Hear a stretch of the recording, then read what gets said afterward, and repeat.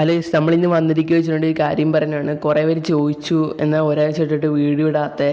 പിന്നെ ഇൻസ്റ്റ ഹാക്കിങ്ങിൻ്റെ മറ്റേ പാർട്ട് 2 മാത്രമേ ഇപ്പോൾ യൂട്യൂബിലുള്ളൂ. പാർട്ട് 1 എന്തിയെ സംഭവം നമുക്കൊരു സ്ട്രൈക്ക് കിട്ടിയതാണ്. അതാണ് ഒരാഴ്ചത്തേക്ക് വീഡിയോ ഇടായിരുന്നത്. പിന്നെ മറ്റേ വീഡിയോയ്ക്കാണ് സ്ട്രൈക്ക് ഇടുക, ഇൻസ്റ്റ ഹാക്കിങ് പാർട്ട് 1.